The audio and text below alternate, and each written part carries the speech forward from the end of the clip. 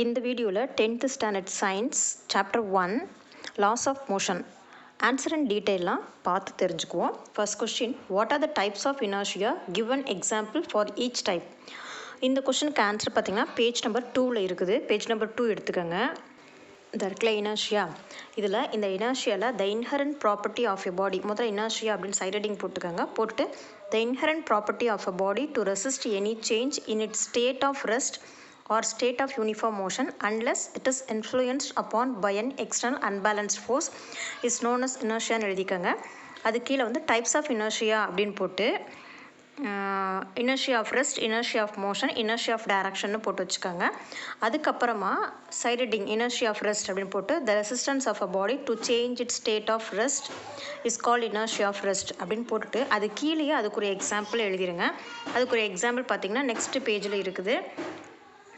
Inertia of rest கொடுத்துருக்காங்க பார்த்தீங்கன்னா, the examples of inertia லாஸ்ட்டாக இருக்குது. இனர்ஷியா ஆஃப் ரெஸ்ட்ன்றது when you vigorously shake the branches of a tree, some of the leaves and fruits are detached and they fall down. இதை எழுதிக்கோங்க.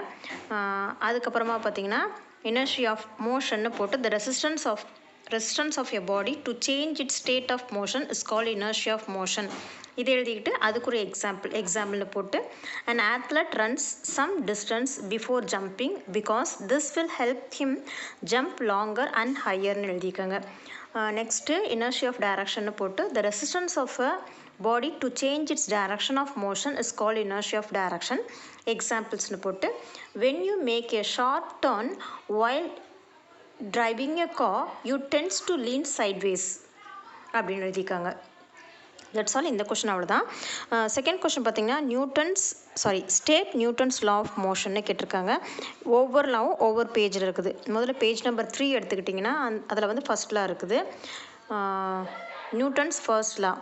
This law states that, நீங்கள் இதுக்கு எப்படி எழுதிக்கலாம், Newton's first லா அப்படின்னு போட்டு போல்டு லெட்டர்ஸில் இருக்கலாம், அதை மட்டும் எழுதிக்கலாம். Every body continues to be in its state of rest or the state of uniform motion along a straight line unless it is acted upon by some external force. இது வரைக்கும் எழுதிக்கலாம். Next வந்து Newton second லா அப்படின்னு போட்டு இது வந்து page number வந்து 6ல் இருக்கு இல்லையா, பேஜ் நம்பர் 6 எடுத்துக்கோங்க.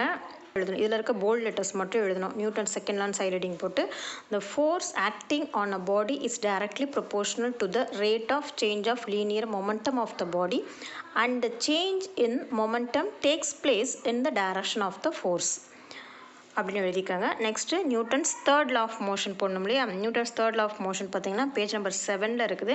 Newton's third law of motion side heading போட்டு for every action there is an equal and opposite reaction. They always act on two different bodies. FB is equal to minus FA. இது எழுதிக்காங்க. Next question, deduce the equation of your force using Newton's second law of motion இருக்குது. இது வந்து page number 6ல் இருக்குது. Newton second law of motion 1.5 கொடுத்துருக்கோம். Newton second law of motion இதில் இந்த ஸ்டார்டிங்லேருந்து எழுதிருங்க. சைடடிங் வந்து நியூட்டன் செகண்ட் லா ஆஃப் மோஷனை போட்டு இந்த போல்ட் லெட்டர்ஸ் எழுதிட்டு அப்படியே கண்டினியூ பண்ணிவிடுங்க. அப்படியே ஃபுல்லாக கண்டினியூ பண்ணி எது வரைக்கும் நீங்கள் எழுதுனா அதில் ரைட் சைடில் force is equal to mass into acceleration இருக்குது இல்லையா, அது வரைக்கும் எழுதுனா போதும். Next question, state and prove the law of conservation of linear momentum. இது பார்த்தீங்கன்னா நெக்ஸ்ட் பேஜில் இருக்குது. பேஜ் நம்பர் 7ல் இருக்குது. Principle of conservation of linear மொமெண்டம்னு இருக்கு இல்லையா, இதுதான் எழுதணும். இதுக்கு வந்து law of conservation of linear momentum அப்படின்னு சைட் ஹெட்டிங் போட்டு அந்த தேரஸ்லேருந்து ஆரம்பிச்சிருங்க. there is no change in the linear momentum of a system of bodies as long as no net external force acts on them. அதை எழுதி அப்படியே continue பண்ணி எழுதிட்டு எது வரைக்கும் நீங்கள் எழுதணும் அப்படின்னா hence the law of conservation a linear momentum is proved, அது வரைக்கும் நீங்கள் எழுதணும். Next 5th question, describe rocket propulsion. அது பார்த்தீங்கன்னா பேஜ் நம்பர் 8ல் இருக்குது. ராக்கெட் ப்ரொப்பல்ஷன்ற ஹெட்டிங் இருக்கு இல்லையா, அதுதான். Propulsion of rockets is based on the law of conservation of linear momentum as well as Newton's third law of motion. அப்படியே continue பண்ணி எழுதிட்டு அதுக்கு ரைட் சைடில் this velocity is called escape velocity இருக்கு இல்லையா, இது வரைக்கும் நீங்கள் எழுதணும். Next 6th question, state the universal law of gravitation and derive its mathematical expression. இது அதே பேஜ் நம்பர் 8 தான், அந்த ராக்கெட் ப்ரொபல்ஷனுக்கு கீழேயே இருக்குது. Newton's universal law of gravitation இருக்குது இல்லையா, இதுதான் எழுதணும்.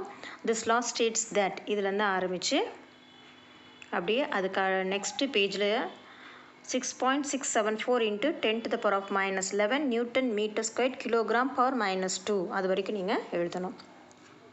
நெக்ஸ்ட் கொஷின் பார்த்தீங்கன்னா, give the applications of universal law of gravitation.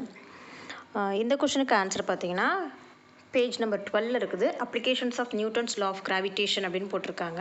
இதில் ஒரு 5 பாயிண்ட்ஸ் இருக்குது. இந்த 5 பாயிண்ட்ஸை எழுதினா போதும்.